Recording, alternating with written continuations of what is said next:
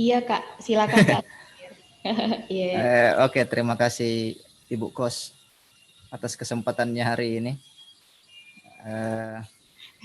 Ibu kos. Kok ibu kos? Selalu ibu kos. Ada Ibu Kos yang aslinya di belakang deh, mati Mia. Kalau ngapain loh ya?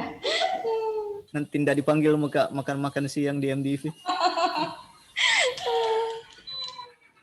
Oke, terima kasih banyak kesempatannya MDV, senang bisa gabung lagi. Tidak bosan-bosan panggil saya, kayaknya belum ada penyesalannya, jadi mari kita bikin kacau hari ini. Hari ini saya mau bahas soal home automation gitu. Kalau mungkin teman-teman lebih populer taunya smart home gitu. Tapi sebenarnya smart home sama home automation agak sedikit beda, tapi biarlah nanti. Sebelum saya mulai, saya yakin teman-teman kenal aja siapa saya. Saya ini kan artis terkenal, tampan juga, jadi saya yakin teman-teman tahu aja siapa saya. Apa namanya? Kalau karena ini dari pagi tadi ini jaringan kok agak bermasalah, jadi kalau misalnya suaraku putus-putus atau enggak jelas atau terlalu kecil, langsung saja, langsung kasih ingat Kak. Karena begini nasib hidup di kampungku dong. Nah, perkenalkan saya Kasmir. Mungkin lebih sering dikenal sebagai programmer paling manis di Makassar. Buat teman-teman yang tidak tahu saya siapa gitu, Google Meki programmer paling manis di Makassar, mestinya langsung jika ketemu saya. Tadi sudah dibilang juga sama Ibu, saat ini saya tergabung sebagai programmer di WSD Labs, setengah menganggur, setengah jadi programmer. Kalau teman-teman ada yang belum tahu WSD Labs itu apa, itu kita sejenis software house, tanda kutip sejenis software house. Kita bikin apapun yang berhubungan sama IT gitu. Jadi jaringan, program, bikin antena, panjat menara, gali sumur, pokoknya kalau berhubungan sama IT kita kerja. Itu WSD Labs. WSD Labs itu dia ada beberapa produk turunannya gitu. Ada mungkin yang sudah tahu, ya, yang agak populer mungkin darah kita ya. Darah kita, kotak narsis. Kotak narsis itu yang foto booth, karena kita gamer jadi kita bikin kita bikin usaha fotografi. Ada juga clickbait. Clickbait itu kita usaha small scale manufacturing. Kalau ada yang mau misalnya 3D print, CNC, dan bikin prototype clickbait. Strixi yang fokusnya di virtual reality, virtual tour, augmented reality, extended reality, itu Strixi. Dan ini yang paling baru dari kami itu adalah Domomatic. Nah, ini Domomatic ini layanannya kami yang fokusnya ke smart home dan IoT. Jadi kalau misalnya mau cerita soal IoT, teknologinya, macam mau bahas soal MQTT dan jenisnya, bagaimana home automation dan jenisnya, ini. Saat ini Domomatic itu dipegang sama Aldi, kalau ada yang kenal, Renaldi Pranata. Dia programmer muda paling menjanjikan gitu, tapi tetap lebih ganteng saya. Jadi kalau misalnya ketemu Ki, jangan Ki kecewa, bilang, ternyata Aldi mukanya biasa-biasa aja, masih lebih ganteng Kasmir gitu. Ya, mengerti mungkin saja. Tapi masih muda, masih kuliah, tapi dia yang pegang ini Domomatic. Nah, kenapa kita bikin ini Domomatic? Itu semua sama seperti sebagian besar produknya WSD itu, semua berawal dari mimpi, tanda kutip. Bukan mimpi yang aneh-aneh. Jadi mimpinya kita itu simple aja gitu. Kan sebagian besar di kita itu jomblo tuh. Kita maunya tuh pagi-pagi dikasih bangun, Ki, ada yang kasih bangun, terus diingatkan sarapan pagi, ada yang menyapu rumah, pas mau Ki tidur malam itu ada yang Nina Bobo gitu. Nah, itu berawal dari situ aja. Simpelnya itu kenapa kita bikin Domomatic, karena jujur piara pacar itu mahal, dan sebagian besar dari kami itu bokeh, uangnya habis di hobi. Jadi opsinya itu adalah kita bikin pacar tak sendiri gitu. Nah, itu kenapa kita pikir ayo bikin deh smart home. Nah, kalau ada yang pernah nonton semoga acara yang next ini. Nah, istilah kerennya home automation. Nah, kalau misalnya istilah tanda kutip lebih kerennya lagi, namanya itu Domomatic. Gabungannya domos, dari bahasa Latin kalau salah itu domos, sama robotics. Domosmatics. Nah, digabungin jadi Domomatic. Nah, tapi orang di sini seringnya jargonnya itu dibilangnya smart home, padahal dia beda sebenarnya. Kebanyakan itu solusi home automation itu dia tanda kutip nggak smart, masih nanti saya jelaskan lebih jauh di bawah. Jadi apa itu sebenarnya home automation? Itu apa namanya? Domotik itu sistem otomisasi yang bisa kendalikan aspek-aspek yang dalam rumah kayak cahaya, iklim, suhu tuh panas dinginnya, sistem entertainment kayak video, TV, musik, merambah juga ke home security kayak CCTV, alarm, kayak alarm yang kalau misalnya kita buka jendela dia bunyi alarm, alarm kebakaran, banjir. Terus yang semua sistemnya ini dia itu terhubung dalam satu jaringan gitu. Bahkan mungkin connect-nya langsung ke internet. Nah, makanya di situ aspek IoT-nya. Jadi bisa dibilang itu domotics itu bagian dari smart home gitu, bagian subsetnya dari subsetnya dari IoT. Jadi kan IoT kan agak luas gitu kan. Misalnya kalau kita bicara smart manufaktur juga kan IoT juga, apa namanya, kan domotik itu turunannya gitu. Smart home itu turunannya dari IoT bagiannya. Jadi kembali ke pertanyaan kayak begini. Kotanya smart, rumahnya smart, HP-nya smart, orangnya smart enggak? Itu yang apa namanya? Karena makin kesini kan ya ngerti sendiri, mending saya enggak bahas. Kalau kita bicara soal smart home, ada baiknya kalau kita mulai dari sejarahnya, konsep dasarnya gitu. Smart home itu sebenarnya apa, kenapa orang butuh smart home. Nah ini kita skip saja. Jadi karena panjangnya sejarahnya itu, kalau mau nanti ini cari, nanti saya kasih slide-nya, sendiri Miki, baca sendiri Miki, panjang Ki, malas. Kenapa kita mesti care sama teknologi? Kenapa saya mesti peduli sama ini? Teknologinya smart home sebenarnya. Apa yang bisa saya dapat dari ini smart home? Simpelnya kayak gini, kalau kita bahas, pasti sering begitu itu kalau ada webinar pasti selalu di industri 4.0, industri 4.0, bagaimana tren 2020 ke depannya, meskipun 2020 kemungkinan besar kiamat. Jadi tunggu mungkin 2 bulan ke depan kemungkinan kiamat itu, tapi tetap kita mesti lihat ke depannya industri 4.0 itu seperti apa. Apalagi di saat dunia nanti masuk era 5G. Sekarang kan belum merata gitu. Di saat bayangkan saat internet itu tembus 1 Gbps, apa yang bisa dikerja dalam 1 Gbps itu. Nah, kalau kita lihat di sini di gambarnya, semoga kelihatan. Di Internet of Things ini salah satunya, dan turunannya Internet of Things ketemu sama digital twin, ketemu sama edge computing, ketemu sama AI. Ini 4 yang masuk dalam supportnya nanti itu smart home gitu. Advanced robotic juga kadang, tapi ini kan industri kemungkinan. Ini keempat ini nanti yang jadi tulang punggungnya itu smart home. Dia bakalan ambil ini 4. Dan kalau kita lihat di tren industrinya gitu tuh, IoT 10%, advanced robotics 10, AI 16. Jadi 4 yang paling tren yang paling besar gitu, itu nyinggung ke arah ini smart home. Jadi simpelnya kalau ditanya sepenting apa sebenarnya, kenapa saya mesti peduli? Ya karena uang. Jadi di smart home itu banyak uangnya. Banyak potensi bisnis yang bisa dikerja di situ. Ini seingatku ini data kadaluarsa nih. Saya lupa tahun berapa ini ya. Seingatku ini kadaluarsa tapi sana nih. 2018. Ini 2018, data dari 2018 dan proyeksi ke 2022. Ini angka apa namanya teh? Value-nya dalam miliar dolar, bukan miliar rupiah, miliar dolar. Jadi untuk home security itu di 2018 itu kan 7,5 miliar dolar. Nah, di tahun 2022 itu kemungkinan dia 16,5 miliar dolar. Kalau di Indonesia kan itu banyak nolnya. Termostat ini yang iklim, lighting. Nah, ini dan ini bukan cuma satu, ini ekosistemnya besar gitu. Kalau kita ambil bayangkan kalau misalnya kayak siapa ya? Xiaomi ya misalnya. Dia ambil lighting, home security, termostat, semua itu diambil semua pasarnya. 20% saja sebesar apa itu? Nah, itu kalau kita lihat dari sudut pandang orang yang misalnya mau terjun di dunia usahanya gitu.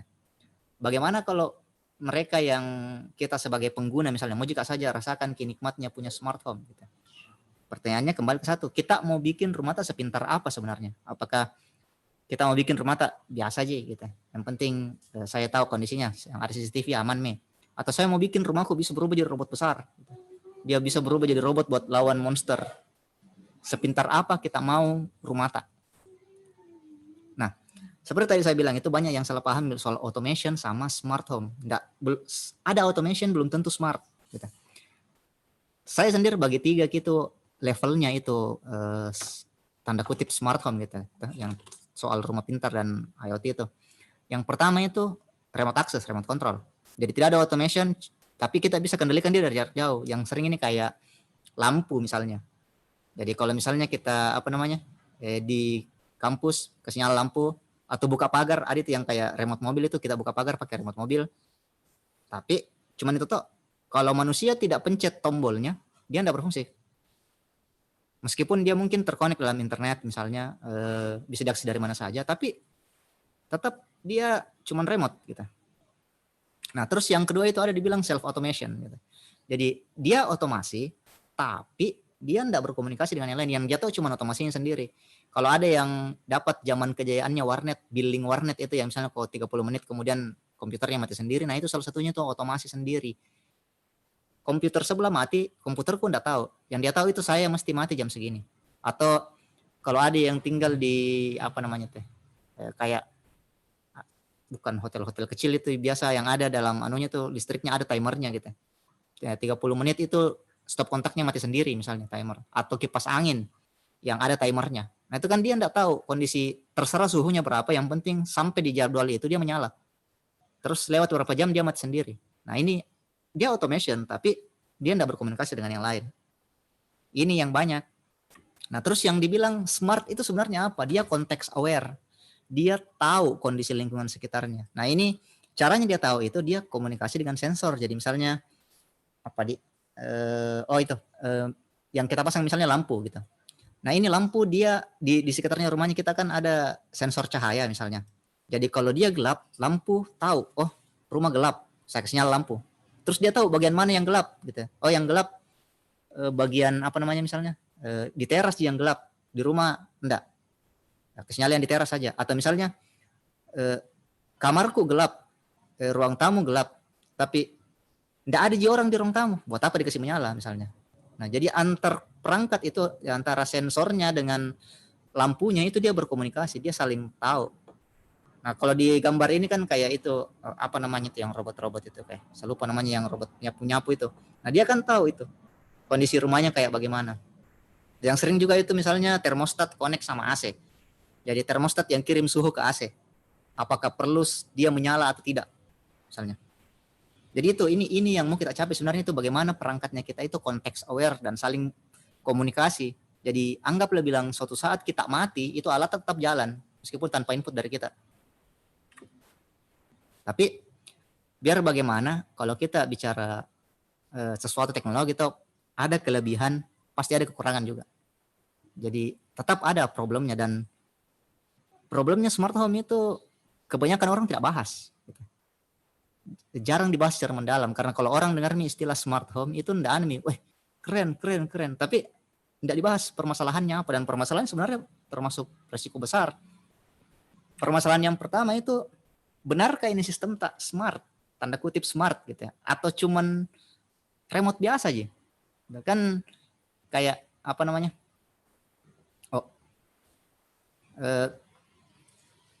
kenapa ada nung ini?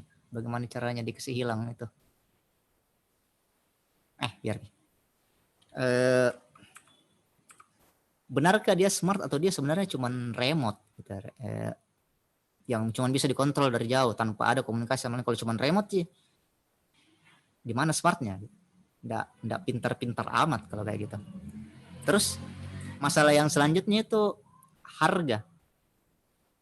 Perangkat, kalau kita bandingkan misalnya lampu smart lamp misalnya, kalau yang yang RGB 12 watt itu harganya sekitar 150.000. Kalau yang kita ambil 9 watt warnanya yang warna putih itu harganya 120-an. Kalau kita banding sama lampu 9 watt yang harganya cuma 45.000, jauh. Jadi kalau memang orang tidak mau rogoh kocek agak dalam, ya susah. Terus permasalahan yang selanjutnya itu antara merek itu, bahkan di satu merek yang sama itu protokolnya kadang tidak standar gitu. Yang paling ini ada 4 protokol yang ini yang ada coretan-coretannya itu, ada 4 protokol yang paling sering dipakai. Itu yang pertama itu kan WiFi, paling sering itu, paling banyak. Terus Bluetooth, connect via Bluetooth. Kayak kalau yang WiFi kan banyak nih, kayak punyanya Xiaomi, punyanya Philips kayaknya bukan Bluetooth ya. Xiaomi, Tuya dia pakai WiFi juga. Terus ada yang connect via Bluetooth. Ya kebanyakan itu kalau yang bikin sendiri kebanyakan via Bluetooth. Terus ada juga protokol namanya Zigbee. Dia Bluetooth juga sih sebenarnya. Dia pakai hub itu kayak Akara, Philips Hue itu dia pakai Zigbee. Terus ada yang baru juga Z-Wave. Dan baru beberapa minggu kemarin kalau nggak salah, seminggu kemarin lah, itu ada alliance baru dari yang bikin Zigbee. Itu dia bikin baru, namanya itu chip, CHIP. Saya lupa kepanjangannya apa, tapi ini dia mau bikin semua itu alat antar merek itu dia bisa berkomunikasi lewat IP gitu. Bisa tolong jangan dicoret-coret slide-nya, Tabe. Ya, thank you. Nah, terus permasalahan selanjutnya itu adalah security. Ini yang paling sebenarnya yang paling berbahaya dari smart home itu adalah security. Kebanyakan perangkat IoT itu dia komunikasi via jaringan itu tanpa enkripsi sama sekali, terbuka kebanyakan. Jadi misalnya via HTTP apa, Bluetooth juga itu kalau misalnya kayak sensor-sensor itu kebanyakan kan dia via Bluetooth, dia broadcast secara publik gitu. Jarang ada yang di-encrypt.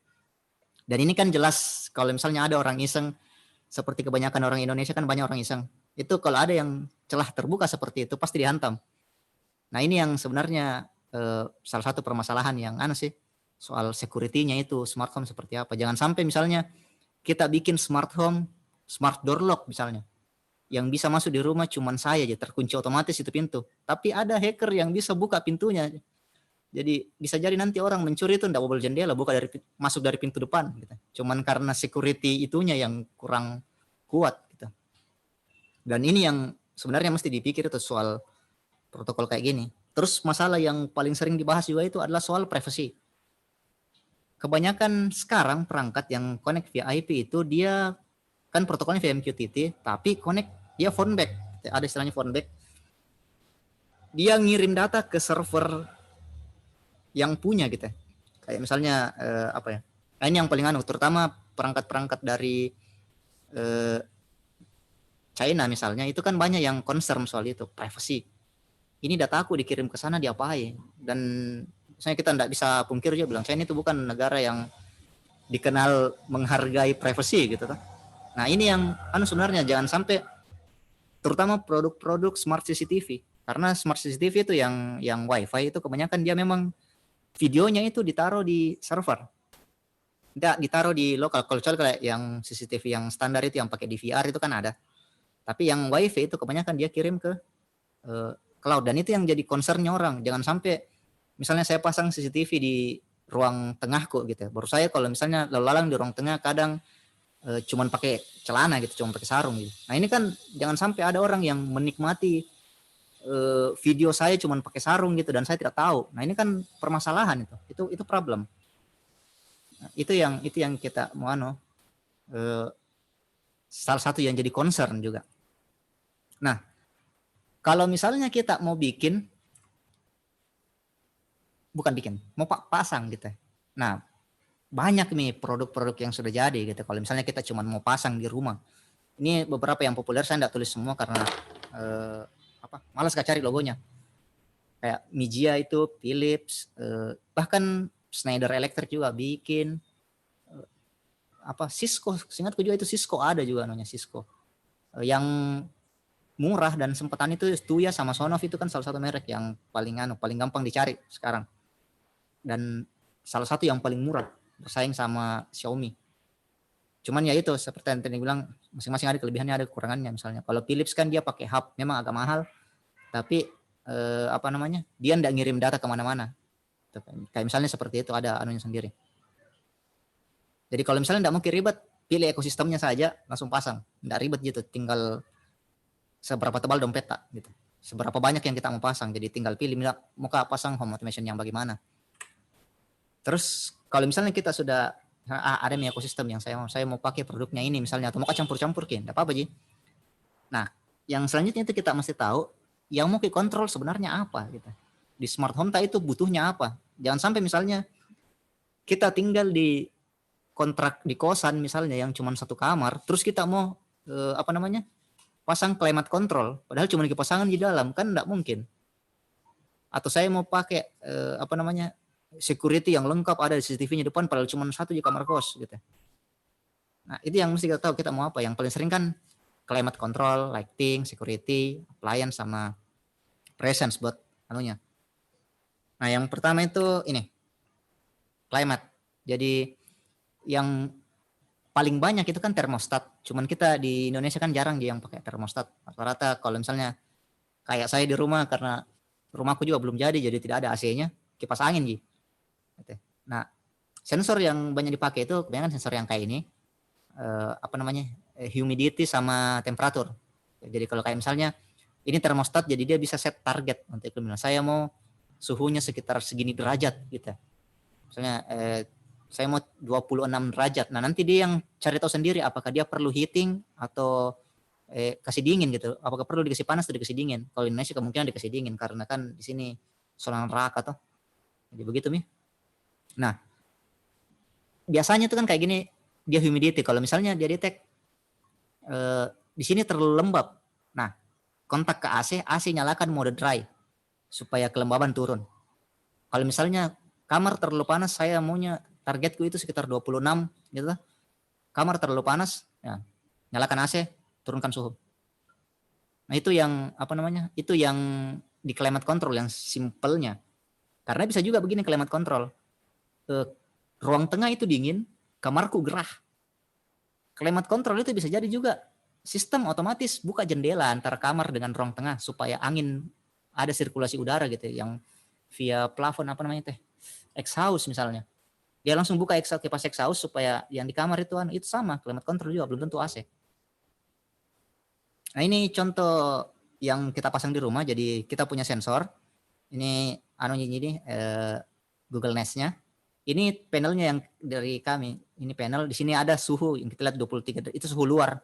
Terus di sebelah kanan di sini ada humidity, temperatur, sama sensor. Ini data dari sensor yang ini, yang kotak-kotak masuk di panelnya kita. Jadi begitu dia detect terlalu panas, kipas angin nyala.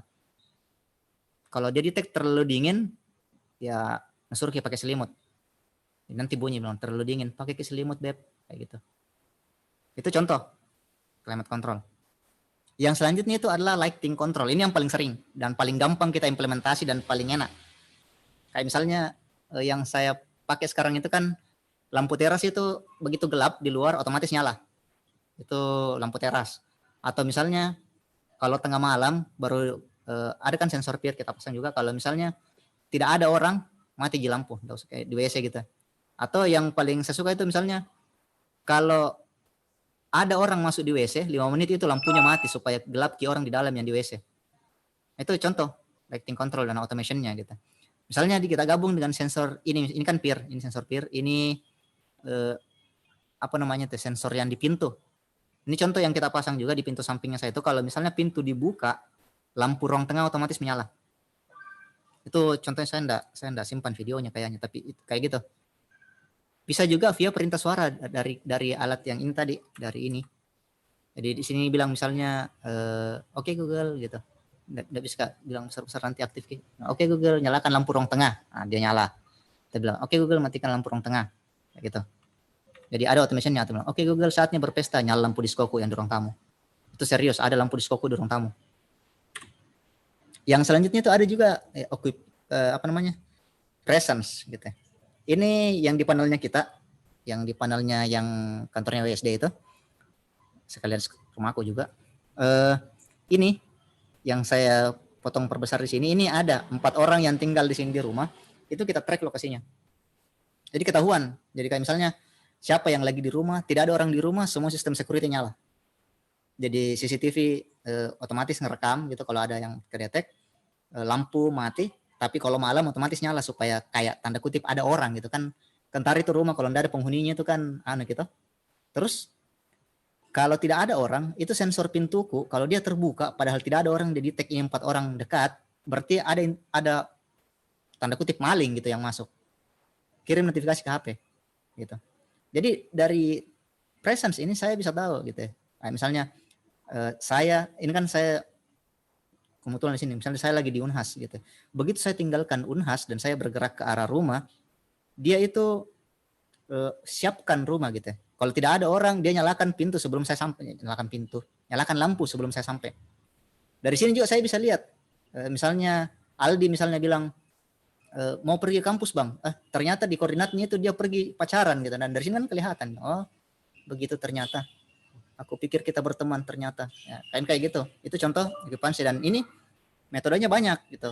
Banyak cara yang bisa kita kerja untuk ini kayak misalnya via GPS yang di HP kita track, ada pakai BLE misalnya Bluetooth Low Energy gitu, yang kayak gantungan kunci bentuknya, bisa juga dari WiFi. Begitu HP sampai di rumah kan ada home network otomatis connect. Nah jadi kalau misalnya HP ku connect ke situ, berarti saya di rumah. Nah itu sama, detect juga.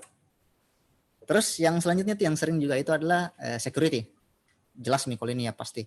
Kayak tadi sensor gerakan, CCTV yang kayak dipasang di ruang tamunya kita itu CCTV yang ada PTZ-nya, bisa diputar-putar layarnya, terus ada mic-nya juga. Jadi kalau misalnya ada gerakan saya bisa bicara. Jadi kalau misalnya adekku yang lagi main komputer di ruang tamu gitu, terus saya lapar kak, ya tinggal akses kamera bilang, masak dulu ya, lapar, minta Indomie berapa kak gitu. Nah, sama yang sering juga ini kayak sensor pintu. Jadi dia itu reach sensor magnetik. Begitu dia tidak baku samping, otomatis itu pintunya didetek kebuka. Sama.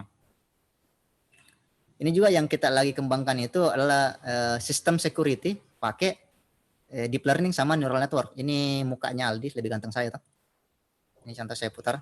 Ini dia videonya tuh dia detect. Jadi dari kamera dia detect, dia kenali siapa. Jadi ini rencananya kita mau pasang di pintu.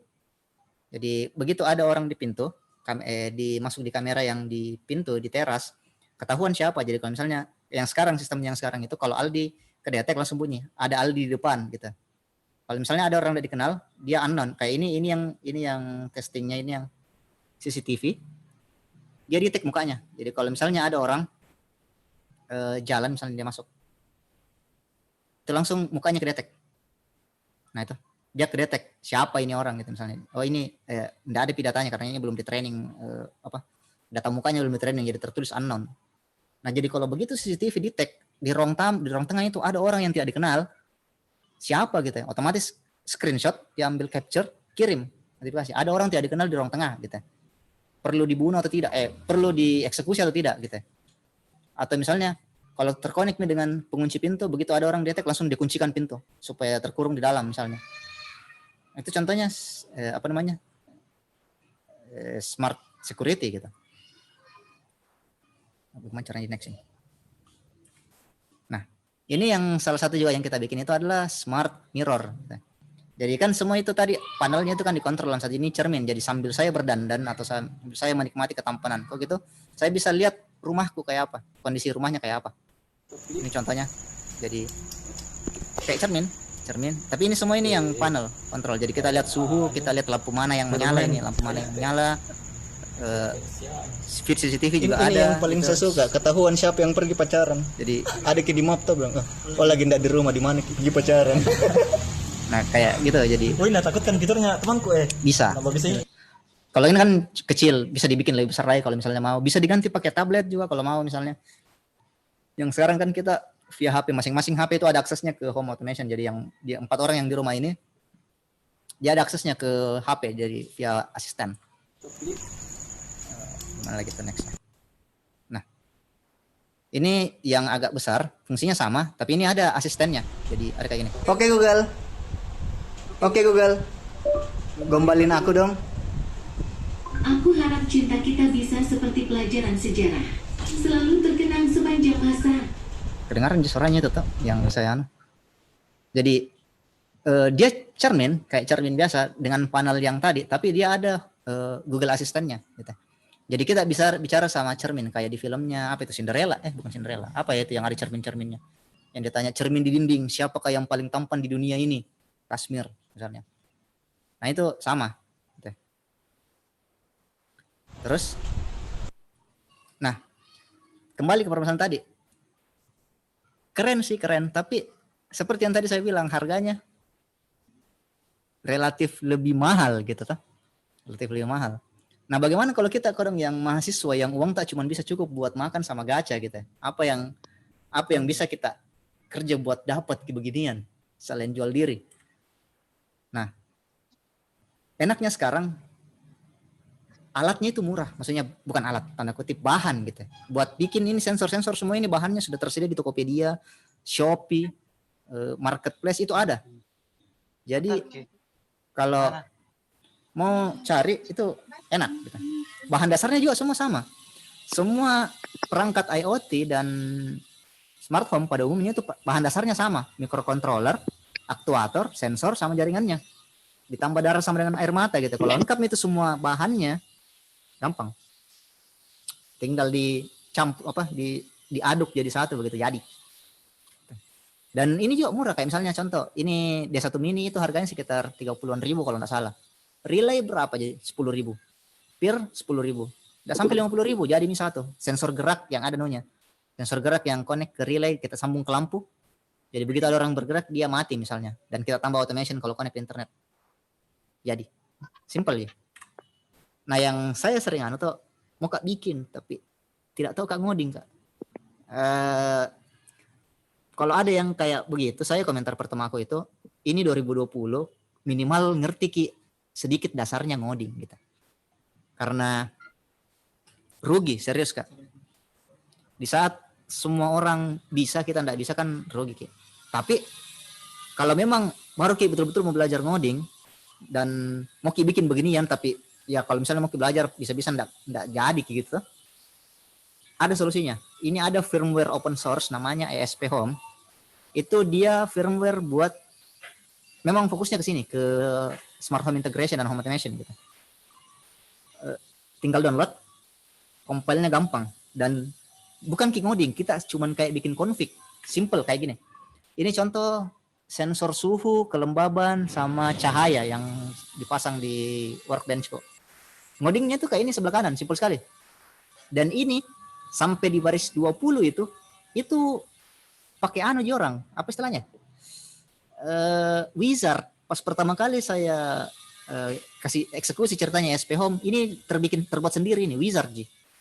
Tinggal kita kasih masuk ini yang di Lendo 2 ke bawah, apa yang saya butuh. Misalnya, dan ini ada semua di template-nya. Misalnya saya butuh switch, karena ini kan ada relay-nya, cuma masuk di sini. Saya butuh relay.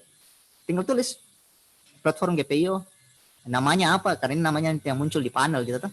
Terus pin berapa? Pin kan kita lihat di sini kelihatan pin 3, pin 4, pin 5. Misalnya saya butuh temperatur. Nah, dia tanya lagi, pin berapa ya temperaturmu? Pin D5. Segitu aja. Terus compile, selesai. Cabut, kasih apa namanya? Power, entah mau dari baterai, entah mau dari, kan kebanyakan begini ada micro USB-nya toh. Micro USB sudah jalan, selesai. Connect. Tinggal kita mau kasih misalnya apa namanya?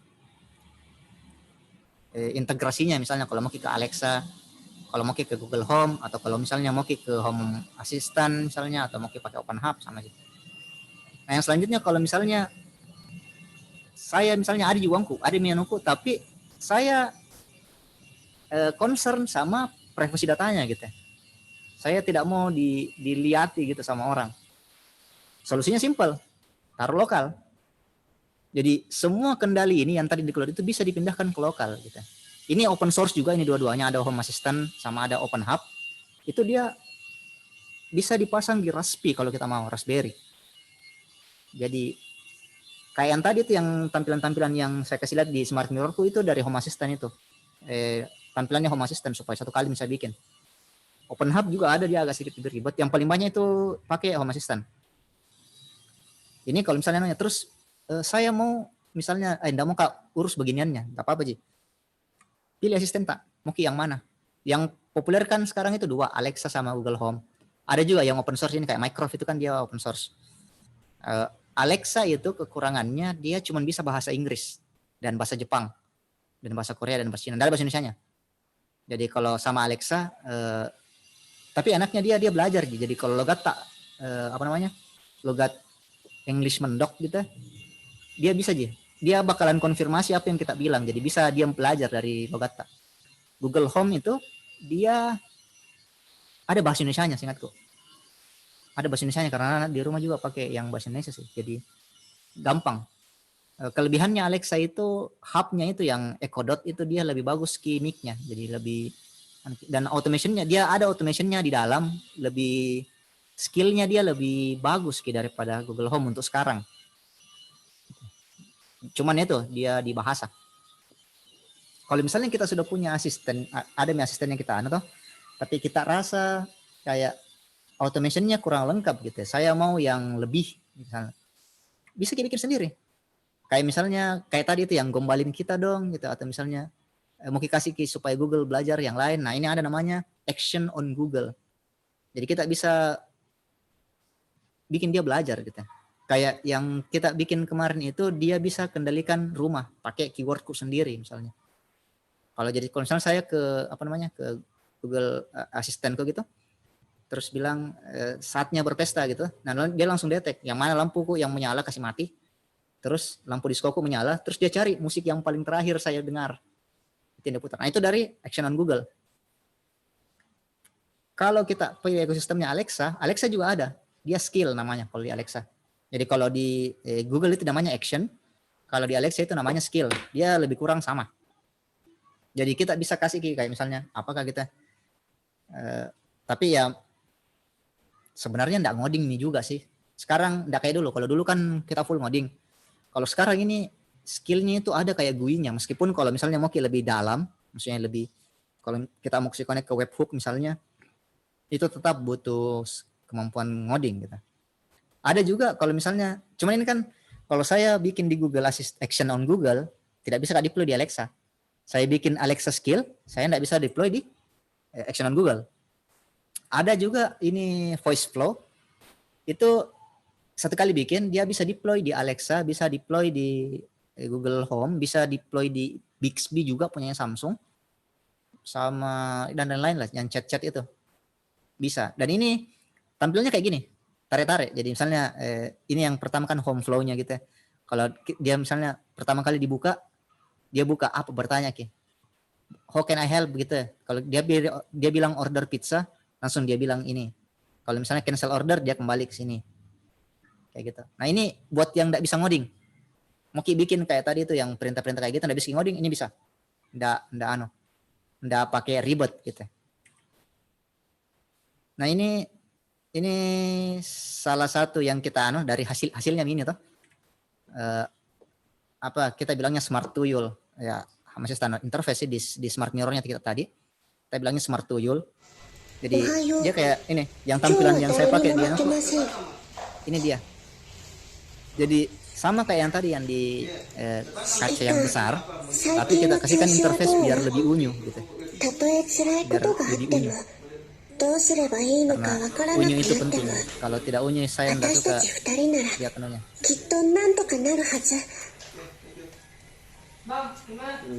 Dan ini kalau misalnya kita bisa pilih-pilih misalnya apakah kayak buat teman-teman yang selama ini hidupnya kesepian ya, bikin tampilannya kayak apa yang dia bisa cerita. Jadi karena tadi itu yang di action on Google dia bisa deploy juga sebagai bot gitu. Misalnya dia chat bisa deploy di Google Assistant, sekaligus dia bisa kontrol.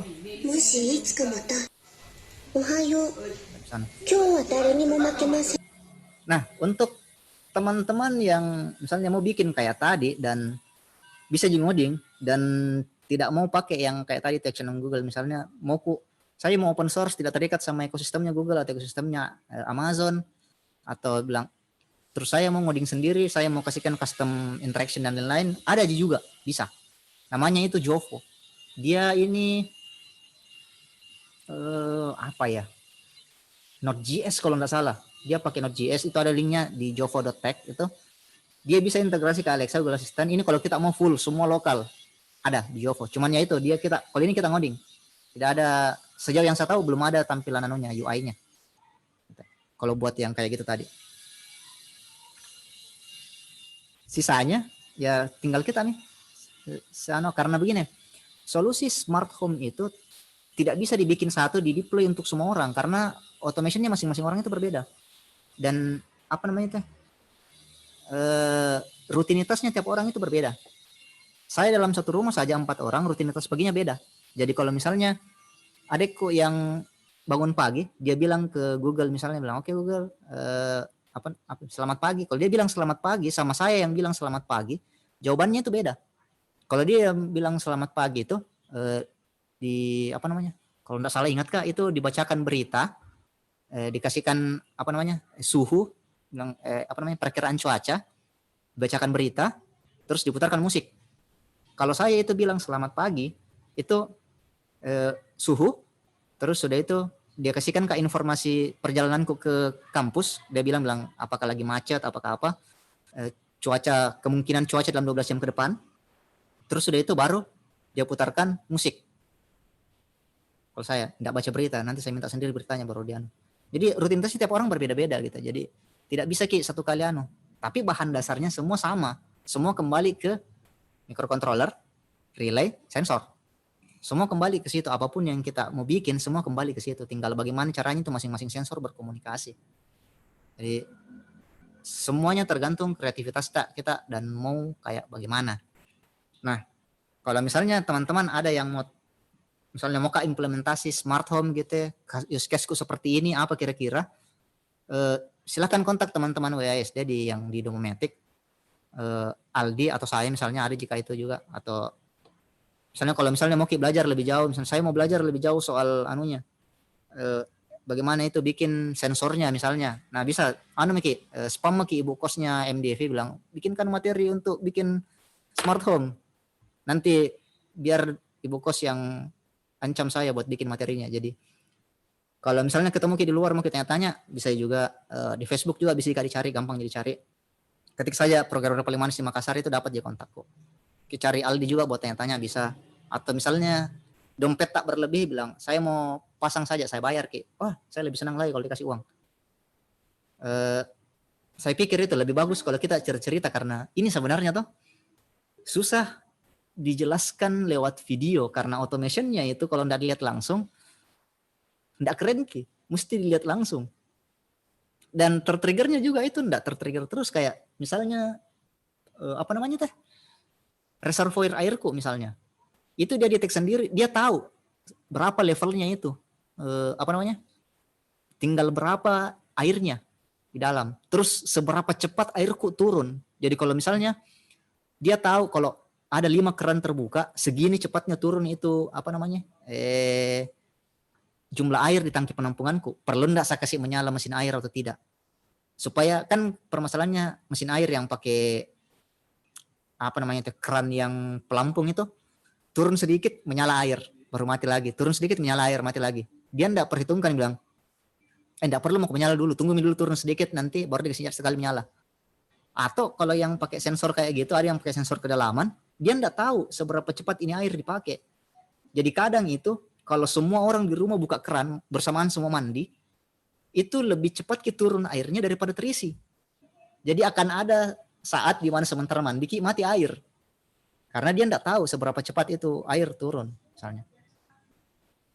Lampu misalnya juga sama. Kalau misalnya kayak malam-malam kalau misalnya di tempat tinggal di rumah yang lampu kayak di dapur itu ada 2 lampu biasanya, itu ada lampu yang terang, ada lampu yang enggak terang-terang amat gitu.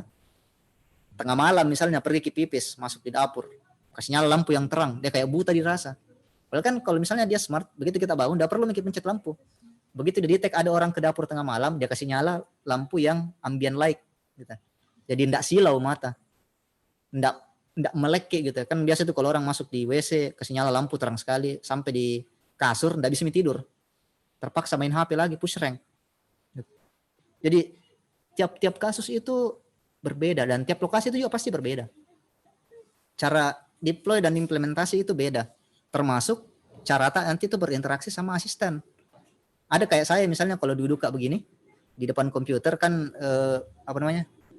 Google Home-ku kan di tengah gitu. Jadi tinggal teriak saja, oke Google, gitu. Putar musik gitu. Musik apa? Jadi gitu. Kalau misalnya adekku lagi yang bilang putar musik, lain lagi musiknya. Jadi kadang berebut speaker karena masing-masing punya selera musik. Saya sukanya lagu apa, dia suka lagu apa gitu. Jadi enggak bisa satu kali. Makanya kami bikin ini Domomatic. Jadi buat teman-teman itu yang misalnya yang butuh solusi seperti ini, kayak misalnya dia butuh aset tracking apa dan teman-temannya, kita bisa bantu pikirkan solusi apa yang paling cocok dan paling masuk akal dari sisi budget gitu. Saya pikir itu aja, mungkin tidak terlalu panjang, karena kalau misalnya saya mau bahas detail kayak misalnya bagaimana soal bikin nunya, itu bagusnya di workshop terpisah. Kayak misalnya buat bikin sensornya itu bagusnya hands on kayak gitu, langsung lihat microcontrollernya, langsung lihat config-nya seperti apa. Atau kayak kalau misalnya action on Google, bagusnya langsung dikasih lihat kayak begini kalau mungkin bikin action on Google. Mending kita langsung tanya-tanya gitu, karena kan banyak waktu. Saya pikir sekian untuk sesi tanya jawabnya. Saya kembalikan ke Ibu yang pegang ruang Zoom-nya ini sekarang. Terima kasih. Sama-sama Kak. Oke, pembahasan yang sangat menarik ya dari Kak Kasmir. Terima kasih Kak. Ini kita langsung aja Kak Kasmir di sesi tanya jawab ya. Ini sudah ada beberapa teman-teman kita yang udah bertanya di kolom chat. Kita di kolom chat dulu ya. Kalau ada yang mau berinteraksi langsung dengan Kak Kasmir bisa raise hand. Oke, pertanyaan pertama dari Kak Selvi Widityasari. Dia bertanya, Kak, bagaimana security berjalan kalau sedang pergi karena khawatir ada korslet listrik, lalu ingin mematikan listrik dari sumber listrik. Maksudnya ini kayak bilang kalau mati lampu atau gimana itu? Kalau mau kasih mati, kan bilang kalau konslet itu kan MCB otomatis turun sendiri, biar kita tidak enggak kita apa-apa juga, itu MCB pasti turun sendiri kalau konslet, kecuali kalau sudah terkecaki MCB tak. Nah itu baru masalah, tapi kalau tuh dia mestinya turun sendiri. Nah, sekarang itu ada alatnya tuh yang smart circuit breaker, itu ada yang dengan power meter. Jadi itu yang lato-lato itu tuh bisa dikasih naik via wifi kalau kita mau. Nah soal yang sering juga ini ditanyakan juga sama orang itu, kalau misalnya mati lampu, bagaimana itu smart home kok jalan aja tidak? Ya kalau tidak ada listrik otomatis tidak menyala lah, pasti. Biar bagaimana dibilang. Tapi ini bisa diakali, kayak misalnya apa istilahnya yang urgen, kayak misalnya sensor jendela, sensor pintu, itu kan kebanyakan dia berjalan pakai baterai aja sebenarnya, pakai baterai. Jadi kalau misalnya mati lampu, baterainya tetap nyala dan itu tetap bisa diakses gitu. Nah untuk yang yang sistem yang krusial seperti itu, mau tidak mau kita mesti pasangkan baterai, jelas. Tapi kalau yang kayak misalnya yang tidak penting kayak lampu, misalnya kalau mati lampu dan saya tidak di rumah, siapa juga yang mau pakai lampu kalau mati lampu kan? Atau saya tidak di rumah, buat apa juga saya nyala lampu? Tapi kalau soal yang itu security, kebanyakan itu memang ada redundansinya. Kayak misalnya itu smart door lock, itu kalau terutama dalam kasus tertentu kayak kebakaran, itu dia otomatis terbuka. Ada yang kayak yang di MDV kayaknya itu, yang di pintunya MDV itu kan dia yang pakai magnet, kalau tidak salah Kak. Itu contoh tuh kalau misalnya listriknya mati, dia tidak terkunci, kuncinya lepas buat jaga-jaga khusus seperti ini. Jadi masing-masing alat itu dia punya behavior sendiri kalau dalam kondisi tidak ada listrik gitu. Kalau soal bilang khawatir yang konsep listrik atau tidak, itu bukan smart home tak yang kontrol itu instalasi listrik tak. Kalaupun misalnya kita mau ada alatnya yang MCB, yang dia ada antenanya itu MCB-nya. Jadi MCB, dan dia bisa naik sendiri kalau mau, lengkap dengan power meter. Jadi kalau misalnya ada lonjakan kayak tiba-tiba ada lonjakan arus tinggi sekali, seperti ada yang konslet, dia otomatis putus. Jadi take dari situ, putus, dan dia coba kasih nyala. Kalau misalnya dikasih nyala lonjakan, berarti dia tidak boleh kasih menyala itu barang. Dan itu misalnya kayak di rumahku misalnya itu kan yang di internal di dalam itu ada beberapa MCB misalnya. Anggaplah di rumah itu dibagi jadi 3 zona, ada 4 MCB. Jadi bisa jadi cuma 1 zona jadi kasih mati. Cuman misalnya kayak saya di kamarku itu ada MCB-nya sendiri. Jadi kalau di kamarku kan saya kalau ngoprek bareng-bareng di kamar. Jadi kalau ada yang konslet itu yang jatuh cuman MCB-nya kamarku. Tidak mati satu rumah. Jadi itu kembali ke ke instalasi listrik tak sebenarnya. Oke, cukup ya. Berarti Kak Kasmir, berarti sudah terjawab ya Kak Selvi. Berarti tergantung dari MCB listrik di rumahnya ya Kak. Baik, oke. Karena tidak ada yang mau berinteraksi langsung, kita masih bacakan pertanyaan dari kolom chat. Ada dari Andi Muhammad Kemal. Kak, kalau misalnya itu alat yang kita pakai sebagai penanda presence, kita lupa di rumah tak. Berarti rumah tak anggap orang ada di rumah padahal HP tak ji yang kelupa. Berarti human error juga bisa jadi penyebab menurunnya security. Begitu ya, Kak? Ya. Yang pertama dulu. Kalau misalnya kita setup presence toh, itu biasanya kita tagging orang enggak cuma satu. Kalau cuma satu yang kita track itu pasti rawan error sama aja. Apapun yang kita itu kalau cuma referensinya cuma satu pasti rawan error. Makanya itu biasanya lebih dari satu. Dan enaknya sekarang hampir semua barang yang nempel di badan ta itu bisa di track. Itu enak atau enggak ya? Kayak misalnya kalau ada yang punya smartwatch, itu smartwatch itu dia beacon itu, Bluetooth-nya nyala terus. Dan itu bisa didetek. Dan kalau misalnya ketinggalan smartwatch ketinggalan anggaplah bilang kayak di kita itu BLE, ada BLE tracker yang Bluetooth, itu nempel di kunci motor. Misalnya jadi dia bisa tahu di kunci motor, terus di HP, terus di smartwatch. Jadi kalau tiga-tiganya itu ketinggalan di rumah, memang kita yang cari masalah. Bukan soal anunya itu. Karena begini, sebagus apapun sistem security yang kita bikin, human error itu enggak bisa dilawan gitu. Pasti. Dan memang kebanyakan itu security itu yang bikin bobol itu human error.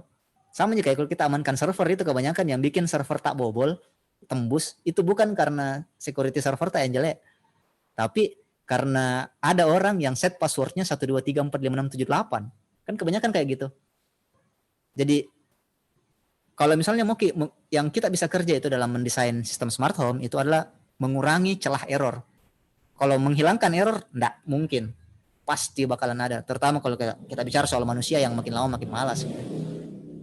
Cara yang kalau misalnya soal presence ya itu, perbanyak vektornya, perbanyak barang yang bisa di-track dari orang itu. Kayak salah satu yang pernah kita kembangkan itu baju. Itu di bajunya kita itu ada RFID-nya. Salah satu produk awalnya clickbait, cuman kan enggak terlalu enggak kita jual bebas, itu cuman prototype. Itu di bajunya clickbait itu ada RFID tag-nya di belakang, di apa namanya itu? Label baju ya. Yang ada itu yang ukuran SM L begitu. Di belakangnya itu kita taruh RFID tag. Dan tiap baju itu unik. Jadi begitu kita lewat dari pintu, dia tag. Ini bajunya siapa? Dia kemana? Gitu. Oh, dia jalan keluar. Terus hilang. Oh, berarti ini orang lagi di luar rumah. Kecuali kalau ada orang iseng yang misalnya diambil bajumu semua baru dia bawa pergi. Nah itu kembali situ lagi. Hanya kita tambah jumlah vektor.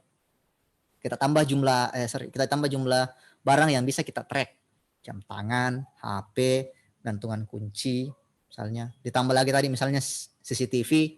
Kan kayak tadi yang saya kasih lihat CCTV yang bisa detek muka, itu kan dia tahu. Oh, ada Aldi. Aldi berjalan keluar ke arah pagar, berarti dia lagi keluar. Dari CCTV ketahuan. Dan itu yang masuk ke dalam presence tracking tadi. Jadi kembali kita cuma bisa mengurangi kemungkinan error, tapi menghilangkan human error-nya itu tidak mungkin.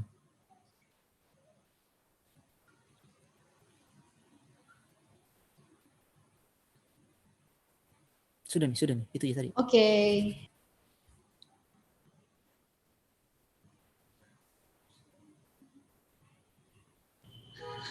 Oke. Sorry tadi Kimit. Jadi sudah terjawab ya pertanyaan dari Kak Andi Muhammad Kemal. Baik, teman-teman yang mau berinteraksi langsung dengan Kak Kasmir bisa di raise hand aja, kemudian di unmute ya, yang mau bertanya langsung dengan Kak Kasmir. Baik, masih ada pertanyaan dari kolom chat. Ini dari Kak Sreni Mufliha. Jadi ingin bertanya Kak, bagaimana hubungan home automation dengan listrik? Apakah jika listrik padam, hal ini akan terkendala atau terganggu pada automation ini? Jadi ya Kak, hubungan home automation dengan listrik. Silakan Kak Kasmir. Ya, jawabannya tadi sama kayak pertanyaan yang pertama tadi. Kalau misalnya yang soalan yang krusial itu sebisa mungkin ada baterai backup. Sama kayak server misalnya kalau kita pasti ada yang pakai UPS. PTSTA juga itu kan ada UPS-nya gitu. Jadi kalau memang yang krusial masih ada baterainya. Dan kebanyakan yang security itu yang memang bisa berjalan low power itu kebanyakan memang dia pakai baterai. Jadi untuk antisipasi kondisi seperti ini. Kayak misalnya ini di dalam dapurku itu ada kayak sensor apa istilahnya? Flood sensor, sensor banjir. Di dalam itu di dapurnya itu ada sensor banjir. Itu kalau serverku kan ceritanya serverku saya taruh lokal, jadi kalau mati lampu, dan karena kami itu di OSD itu manusia-manusia yang suka berhubungan dengan bahaya begitu. Jadi servernya kita tidak ada backup baterainya. Jadi kalau ada orang yang mau mencuri di OSD, tipsku kasih mati ke listriknya. Bisa kita masuk itu. Nah, itu sensor yang sensor banjir, itu dia kalau misalnya dia tidak bisa terhubung ke serverku, itu dia bakalan teriak sendiri gitu, ada anunya sendiri. Tapi kalau dia bisa connect, dia kirim notifikasi. Jadi antisipasi seperti itu yang bisa kita kerja gitu. Antisipasi seperti itu. Kalau misalnya yang penting kasih baterai, yang memang bisa jalan, karena kan CCTV dikasih baterai, boros baterai gitu sih itu ya. Tapi yang kayak sensor pintu, sensor banjir misalnya, itu sebisa mungkin ada baterainya. Kunci pintu misalnya, kalau misalnya kita rasa penting sekali, belikan UPS murah aja. Kayak gitu.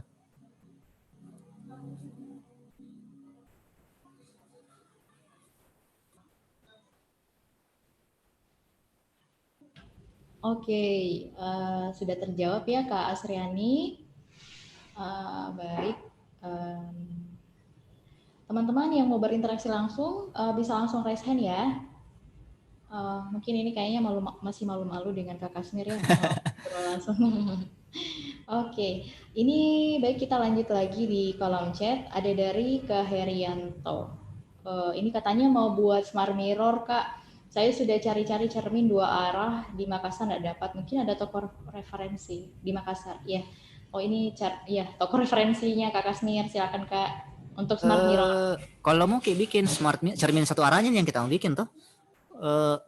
Seingatku di Makassar itu cari yang apa namanya? Yang ribbon mobil itu, yang kan ada itu yang ribbon yang cermin depannya di belakangnya, bukan itu, saya lupa apa namanya. Dia murah aja di Makassar, seingatku ada yang jual, saya cuma enggak ingat tokonya. Coba cek yang di apa namanya, Vikul ada itu.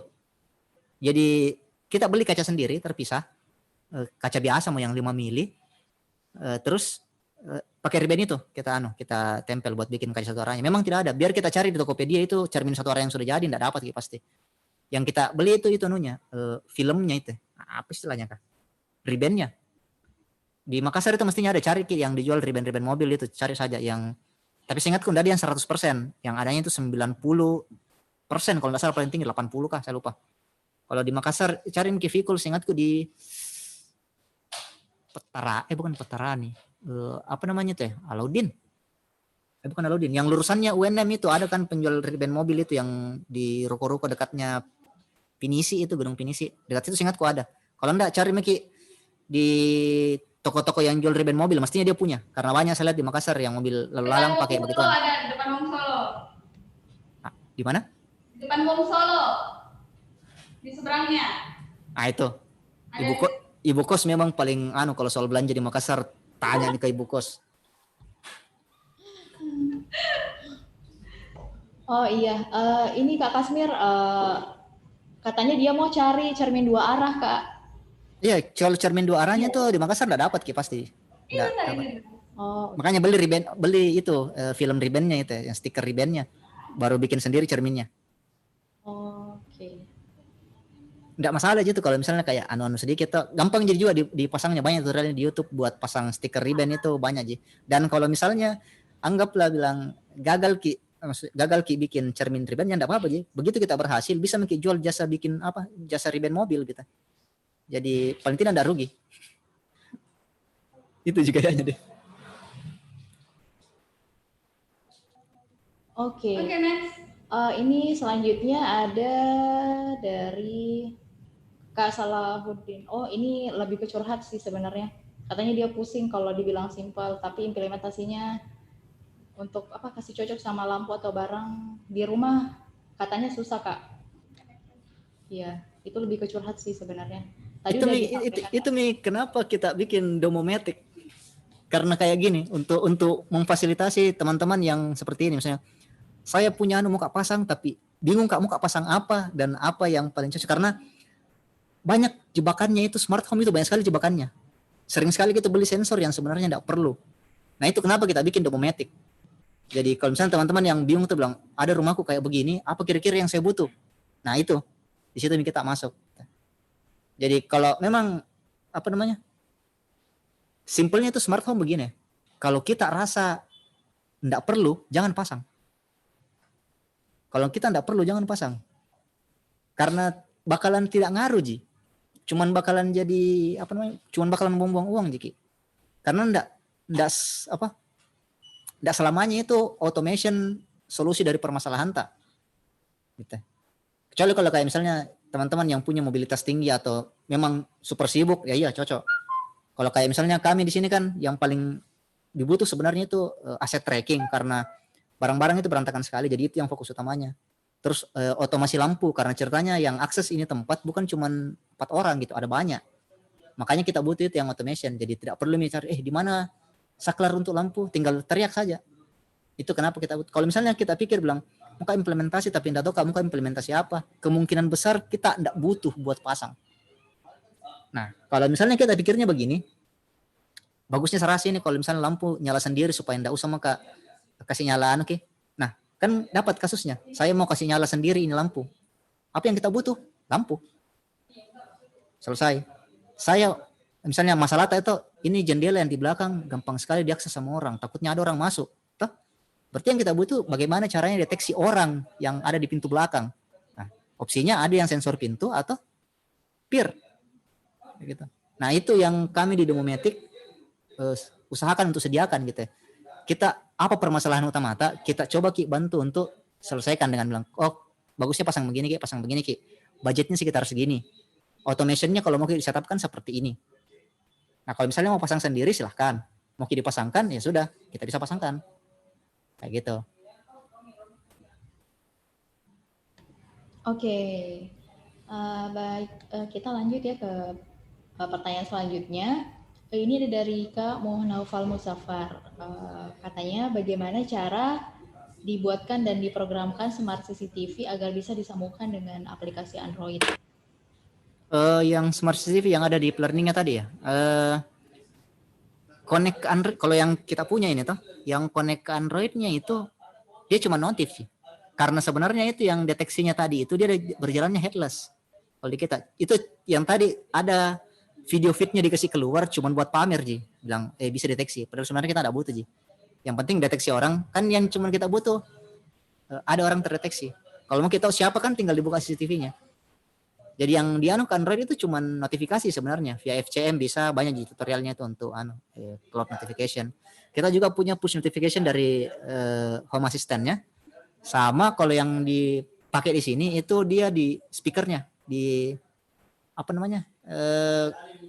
Google Home-nya, apa namanya itu? Yang kecil, Google Home-nya sama di Alexa dia bicara. Jadi kalau kedetek bunyi speaker bilang ada ini di depan.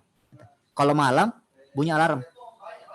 Kalau misalnya tuh karena siapa tuh yang sering kejadian tuh kenapa kita pasang itu karena sering sekali anak-anak di sini kan kayak anak tidak sayang orang tua tengah malam baru pulang. Kalau deploy kan kayak misalnya kita deploy ke Wonas itu kan kembalinya kadang jam 12 malam. Yang lain sudah pada tidur baru gedor-gedor pintu. Nah itu kan kalau misalnya ada gini ketahuan, oh yang di depan pintu itu Panji misalnya.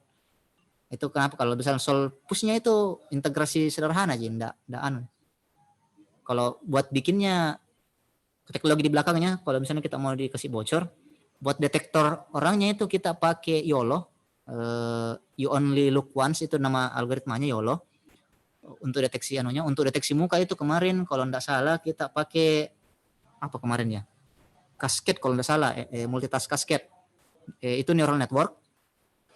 Untuk stream karena DVR di rumahnya di sini itu dia DVR jadul. Jadi kita capture card masuk ke komputer. Buat karena DVR-nya jadul sekali. Kalau misalnya kita punya IP CCTV itu, IP kamera kan itu kan ada di streamnya, bisa stream langsung. Jadi kembali ke situ lagi, kembali ke alat yang tersedia apa gitu. Gitu ya kayak. Baik, sudah terjawab ya Kak. Kita lanjut di pertanyaan selanjutnya. Ada dari Kak Dina Ines Aprilia. Kak mau nanya, kalau kakak bikin alat IoT, apa disimulasikan dengan aplikasi seperti Proteus atau langsung colok ke mikrokontrolernya? Kalau kita pribadi di sini karena kita hobi sama elektronik meledak, kita colok langsung. Kalau kita di sini, karena susah Ki mau simulasikan di Proteus, terutama soal anunya. Tapi apa namanya? Karena kan ceritanya itu kalau kita pakai ESP Home misalnya itu dia ada fitur OTA-nya built-in, on the air update. Jadi apa namanya? Kita bisa begitu kita deploy satu kali, deploy pertama itu flashing pertama itu kita mesti colok di komputer. Habis itu kita pasang. Nah, edit selanjutnya itu bisa via wireless. Jadi update firmware-nya itu via wifi nih. Jadi begitu sudah kita flashing alat awal tak colok, sisanya di codingan ini bisa langsung live kayak gitu. Kebanyakan kita di sini, dan kalau kita sudah dapat resepnya satu itu yang kita simpan, kan dia kayak tadi config bentuknya. Langsung kita simpan resepnya, dan begitu mau deploy tinggal flashing lagi alat yang baru, tinggal ganti namanya. Jadi ndak aja mestinya, tidak. Kalau lagian juga kalau misalnya kita colok-colok begitu, bukan listrik besar ini cuma 5 volt berapa ampere, ndak ji. Alat-alatnya juga kan rata-rata digital kalau misalnya tabalik biasanya ndak rusak kayak relay itu kalau tabalik pinta ndak rusak gitu. Kemungkinan. Tapi jangan juga bilang, ndak bilang kan ndak rusak gitu, colok-colok sembarang, jangan juga begitu, nanti saya yang kena dosanya. Tapi kalau di kami itu, iya langsung dicoba langsung, tidak. Proteus itu nanti kita pakai kalau misalnya mau bikin Proteus kah? Apa kemarin itu ya? Beagleboard. Nanti pas mau rancang PCB-nya, baru kita pakai itu, disimulasikan. Tapi kalau enggak, langsung colok-colok saja. Kan buat prototipe awalnya di breadboard nanti pas mau finishing produk. Oke, baik. Ini kita lanjut lagi, masih ada pertanyaan di kolom chat dari Kak Hadid Fajar. Ini sepertinya pertanyaan terakhir ya, sudah tidak ada lagi yang mau bertanya. Jadi ini, masih ada ternyata dari Kak Rizky Amalia. Baik, dibacakan dulu ya pertanyaan dari Kak Hadid Fajar. Mau nanya Kak, sistem smart home dengan kontrol jaringan internet rentan terkena attack hacker. Mau nanya upaya apa saja untuk mengurangi potensi kejahatan seperti itu? Kalau apa yang kita pakai amankan jaringan rumah itu juga yang kita pakai buat amankan ini komunikasi. Kalau via wifi toh, kalau via wifi. Karena ceritanya begini, anggap bilang koneksi kita pakai via HTTPS misalnya atau SSL atau apakah, itu kan otomatis agak minimal lebih ribet nih kalau dia mau tembus, kalau dia nggak dapat key-nya gitu. Jadi at least lebih aman gitu. Terus yang kedua itu semua yang penting itu mesti ada autentikasi, pasti semua yang penting mesti ada autentikasi. Wifi itu standarnya bikin kayak lebih aman lah, jangan wifi tanda ada passwordnya, atau passwordnya gampang sekali ditebak, password 123456778 gitu kan, gampang dibobol yang kayak gitu. WPS-nya tinggalkan menyala, ada di tetangga di sebelah buka jump start, tembus misalnya di wifi tak. Nah yang juga itu karena kebanyakan ini kan dia protokol komunikasinya itu kebanyakan dia pakai MQTT, mosquito toh misalnya. MQTT itu kan dia sistemnya sistem broadcast begitu. Dan ada maksudnya banyak cara buat tembus gitu buat broadcastnya. Jadi semua kembali jika ada semua gitu. Kalau secara default kita ikuti tuh mestinya lumayan secure nih. Nah untuk yang niat sekali itu ya kita cuman bisa langkah preventif, kayak misalnya kayak di home automation itu portnya diganti, yang port 22 enggak dipakai, matikan port 22. Semua koneksi yang masuk ke home automation itu via HTTPS, SSL. Untuk update OTA itu ada passwordnya, yang meskipun passwordnya enggak terlalu anji ya. Tapi langkah-langkah begitu yang kita karena memang tidak bisa gitu ya. Untuk write itu butuh akses lebih. Read boleh, write jangan. Kayak misalnya kan kalau Bluetooth itu kan kebanyakan itu dua tuh. Dia butuh dia broadcast data kayak gitu. Nah, untuk write-nya ngirim, kalau bukan perangkat identifikasi enggak. Terus yang kita kerja juga di sini itu semua perangkatnya kita itu di log IP. Jadi semua sensor itu ada IP-nya sendiri. Kalau misalnya bukan dari IP lain, MAC-nya beda, jangan diterima komunikasinya gitu. Memang agak ribet pas setting awal, tapi paling tidak orang niat betulan itu baru bisa tembus. Sisanya bagaimana sama aja caranya kalau kita mau amankan jaringan-jaringan standar tak gitu, sama aja. Oke, sudah terjawab ya pertanyaan dari Kak Hadid Fajar. Ini masih ada 2 pertanyaan ternyata. Ini dari Kak Reski Amalia. Kak, seberapa penting menurut Kak Kasmir menggunakan smart home? Apa kira-kira smart home ini akan populer di Indonesia? Karena saya lihat banyak orang yang tidak butuh-butuh amat, apalagi harus mengeluarkan biaya yang mahal. Silakan Kak. Iya. Ini juga bagus pertanyaannya bilang. Makanya tadi saya bilang kalau kita pikir itu tidak penting gitu, jangan pasang. Karena ada itu, maksudnya dia jelas lebih mahal. Tapi untuk orang-orang yang betul-betul butuh, ini kayak kasusnya kemarin Aldi sepupunya itu, dia 2 rumahnya. Dia tinggalnya di Makassar, ada rumahnya di Bulukumba. Gitu. Bayangkan kalau misalnya dia buat cek mesti ke Bulukumba dulu. Itu kan tidak masuk akal. Jadi dia pasang di situ, di Bulukumbanya ada CCTV-nya yang bisa diakses secara remote, sensor jendela, pintu. Seingatku dia udah pasang sensor banjir sih, sama lampu. Jadi lampunya itu nyala otomatis seolah-olah ada orang. Nah, untuk orang-orang seperti itu, atau orang-orang seperti saya yang malasnya bukan main, kayak misalnya saya ini kalau di kamar kata pagi-pagi itu kasih mati lampu kan mati sendiri. Jadi saya bangunnya memang subuh, sudah itu balik ke kasur lagi. Sisanya itu kalau mau ngapa-ngapain tinggal dari kamar. Mau bikin teh langsung teriak, Alexa nyalakan dispenser. Nyala dispenser. Kalau sudah panas, Alexa bilang airnya panas Mi. Bangun, siram teh, masuk kembali ke kamar, goler lagi. Untuk orang-orang kayak begitu. Tapi untuk seperti tadi saya bilang, kayak misalnya anak kos yang cuma 1 janunya, paling yang dia butuhkan lampu. Atau orang yang misalnya rumahnya cuma tipe 36 misalnya, tidak terlalu banyak yang bisa dikontrol, teras cukup misalnya itu. Atau yang paling parah ini kayak temanku, dia mau pasang smart home tapi tidak ada wifi-nya di rumah, belum butuh gitu. Karena ya infrastrukturnya belum ada. Jadi kalau bilang untuk kebanyakan masyarakat Indonesia kemungkinan tidak, tapi untuk teman-teman yang mobilitasnya tinggi, kayak di kota-kota besar gitu misalnya toh, atau misalnya yang mentung aksesnya jauh, ada rumahnya di kampung, ada rumahnya di sini, ya butuh. Tapi tidak sebanyak itu orang yang, kalau kita lihat dari struktur sosialnya masyarakat di sini tuh tidak terlalu banyak memang yang butuh, orang-orang tertentu ya. Tapi smart home bukan cuma itu. Anggaplah bilang kita deploy smart home-nya bukan dalam tingkat rumah, tapi dalam tingkat perumahan. Kayak misalnya kita tinggal di perumahan, tanda kutip perumahan elit lah gitu, kan ada security-nya di depan misalnya. Itu security juga kalau pergi patroli kan tinggal di situ. Bisa dipasang smart CCTV. Atau misalnya di tiap rumah itu ada sensor kebakaran dan itu connect misalnya ke hub utama di pos satpam. Ada satu rumah yang kebakaran, satpam langsung tahu dan dia bisa langsung bergerak ke sana. Jadi ini sebenarnya kembali ke situ ya kebutuhannya. Kayak gitu. Yes, betul sekali. Kayak saya yang queen mentality ya, itu banget gitu. Ada yang bisa bikinin teh nggak? Ada tuh kemarin. Sampai jadi. Oh iya, teman nih ada nih bagus nih yang suka nonton drama-drama Korea ini ya. Itu kemarin mereka ada satu drama itu cukup bagus juga, banyak bahas IoT juga sama AI. Itu ada namanya drama itu startup. Nah di situ tuh teman-teman bisa ngelihat itu bagaimana IoT itu bisa sampai diinvest gitu loh. Dan kalau nggak worth it itu bagaimana investor reaksinya, bagaimana itu kalian bisa belajar banget di situ nih. Kalau pengen diseriusin jadi startup ya yang ini ya. Gitu. Drakor itu drakor.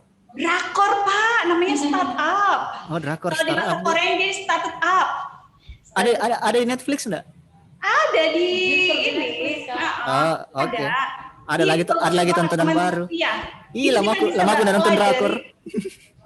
Itu bisa pelajari macam-macam karakter investor dan apa-apa saja yang sebenarnya menarik di IoT itu, apa saja yang membuat menarik investor itu, karena mereka kan cobanya dulu. Jadi kayak kemarin IoT itu sempat si investor itu sempat IoT-nya error ya, ini share aja, IoT-nya error. Dia minta perakiraan cuaca malah dikasih ramalan gitu kan, ramalan hari gitu kan. Nah itu tuh dia bertanya apa dikasih apa gitu. Nah itu bagus banget buat teman-teman. Jadi bisa lihat tingkat errornya apa yang bikin kesel investor. Nah itu tuh. kapan-kapan nobar lah. Oh boleh, terima masing-masing. Gitu. Ada betul. Ada episode 3. Ada. Jangan difokus cinta-cintaan ya teman-teman ya.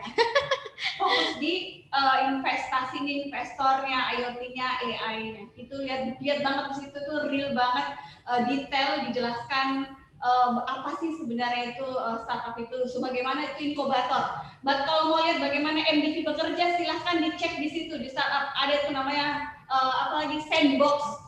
Di situ S incubator dia. Jadi itu ala-ala MDV lah di sini ya. Oh berarti mirip ceritanya itu sama kondisinya MDV, ada kayak opa-opa ganteng kayak saya gitu Kak Adi yang suka bawa materi gini. Ada yang uni-uni cantik kayak saya. Next. Oke, karena tadi sudah disebutin ya tentang inkubator, ini sedikit promosi juga ya tentang pendaftaran Indigo Batch 2 di tahun ini 2020. Jadi teman-teman di sini yang merasa udah lama mengembangkan startup digitalnya terus merasa stuck di situ aja. Jadi dari tanggal 1 Oktober sampai tanggal 30 November ini pendaftaran Indigo Batch 2 itu sudah buka ya. Jadi teman-teman langsung visit aja di indigo.id, silahkan manfaatkan peluang tersebut untuk bergabung menjadi startup binaan di Makassar Digital Valley. Baik, itu intermezzo ya teman-teman. Baik, kita lanjut lagi, ini pertanyaan terakhir ya kayaknya nih, dari Kak Nur Ramadhani Safitri. Kak izin bertanya, impact ketagihan listrik bagaimana ya? Dari pemakaian kakak pribadi apakah besar? Oh ini ketagihan listrik menurut pengalamannya Kak Kasmir. Kalau secara pribadi saya belum, maksudnya tidak pernah saya ukuran atau karena memang pemakaian listrik di sini dari awal memang banyak karena banyak komputer nyala terus. Tapi kalau saya hitung-hitung saya pikir pas semenjak dipasangin smart home itu dia sedikit lebih berkurang penggunaan karena kayak lampu itu dulu sebelum saya pakai yang automation itu saking malasnya itu saya udah kasih mati nih biar menyala 24 jam. Lampu. Terus lampu gudang juga kadang lupa dimatikan. Mesin air itu yang paling sering. Karena kan mesin air di sini saya tidak pakai keran yang ada yang keran pelampu yang dalam reservoir saya tidak pakai. Itu dia sering sekali lupa dikasih mati, dicolok karena mesin airnya di gudang tuh. Jadi tidak kedengaran Ternyata jalan terus itu air sampai tumpah-tumpah di reservoir tidak dengar. Jadi sering juga. Tapi semenjak yang pasang automation saya pikir berkurang Saya karena kebanyakan juga listrik yang dipakai tidak di alat-alat itu tidak banyak jadi dia sedot gitu. Lagian juga 1 kWh itu cuma Rp2.000 aja kali. Jadi 1 kWh itu tidak bisa kasih hidup semua terutama yang low energy. Untuk sensor-sensor security itu kan kebanyakan dia pakai baterai. Jadi itu tidak makan listrik. Raspi itu cuma berapa watt. Jadi sama kayak kita kasih nyala lampu 1. Kalau saya belum pernah pakai hitung full karena saya tidak pasang saya tidak pasang power meter, tapi kalau dari perasaan, iya sedikit lebih hemat saya rasa. Masalahnya ini belum tentu di saya dia sedikit lebih hemat, pas kita implementasi di tempat bisa jadi lebih hemat, belum tentu. Karena bisa jadi nanti pas kita pasang ternyata alatnya terlalu banyak atau misalnya manajemen powernya kurang bagus, jadi kembali ke anunya lagi masing-masing gitu. Oke, berarti kembali lagi ya Kak ke rutinitas masing-masing pengguna ya yang menggunakan home office. Kalau dari pengalaman pribadi sedikit lebih hemat. Oh, berarti kalau versinya Kak Kasmir ini ternyata jauh lebih hemat ya teman-teman. Cuman jangka panjangnya nanti kan kita belum misalnya kalau sudah jalan selama berapa tahun misalnya gitu kan perbedaan Rp1.000 per bulan itu kan pas 12 tahun jadinya berapa ribu gitu. Betul Kak. Baik. Ini jadi pertanyaan dari Kak Nur Ramadhani tadi sudah terjawab ya, dan ternyata ini pertanyaan terakhir karena sudah tidak ada lagi teman-teman yang mau bertanya. Baik, berarti sesi tanya jawabnya sudah selesai ya teman-teman. Oke, jadi sekali lagi terima kasih buat Kak Kasmir ya Kak sudah berbagi di online class kita di sore hari ini. Insya Allah semoga kita bisa ketemu lagi di online session berikutnya. Tapi sebelum mengakhiri online class kita, kita sesi foto bersama dulu ya. Jadi teman-teman yang mau buka kameranya boleh ya dibuka dulu. Kita foto bersama dulu.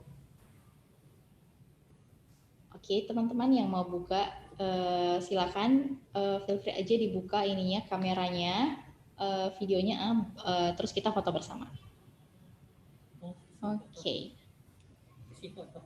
Kayaknya banyakan yang ini ya, pakai foto profilnya. Oke, ayo teman-teman. Wih, ganteng-ganteng semua aja, jangan khawatir.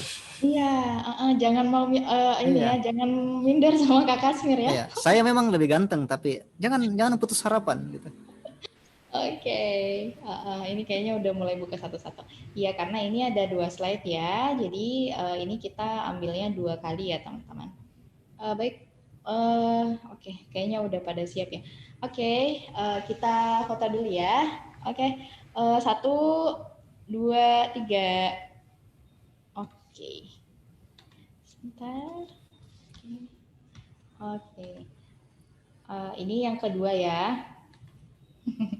Oke, 1, 2, 3. Oke. Iya. Gaya tangan opa Korea, nice. Oke, terima kasih Kak Kasmir sekali lagi ya sudah sharing bersama teman-teman peserta update series di sore hari ini. Insya Allah semoga bisa ketemu lagi ya di event Makassar Digital Valley di bulan depan. Oh Insya Allah. iya, Kak Kasmir yang untuk workshop yang Smart Home ini, nextnya itu kan dia harus onsite ya.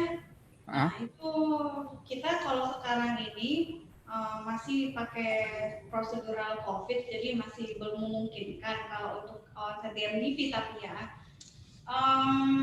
kira-kira bagaimana ya enaknya tuh Kak? Pengen banget itu, maksudnya gitu biar teman-teman juga nggak setengah-setengah gitu loh. Hari ini kan mereka lagi excited banget, jadi kita catch itu buat mereka ke selanjutnya gitu kan. Nah itu tuh kita belum bisa onsite, jadi enaknya gimana sih? Apakah kita gimana sih ya? Aku lagi mikir nih. Bisa juga kalau misalnya cuman kayak alatnya kan ada di kamera di sini, jadi pas buat setup alatnya saya sorot pakai kamera gitu. Terus tutorial deh. Ya. Aja gimana? Nah, bisa aja kayak begitu, atau kalau enggak bisa ditumbal kalau Aldi Kak, disuruh pergi ke sana gitu. Saya ikhlas sih kalau Aldi yang mau ditumbal. Aldi selalu. Oh gitu. Ya nanti kita discuss selanjutnya. Yang penting teman-teman hari ini kita informasikan saja bahwa hari ini buat teman-teman yang sekarang hadir itu nextnya kita akan undang lagi untuk di workshop yang selanjutnya ya, yang sudah dijanjikan sama Kakak Smir tadi. Siap. Jadi, Saya kalau Ibu Kos yang panggil siap kapan saja Bu.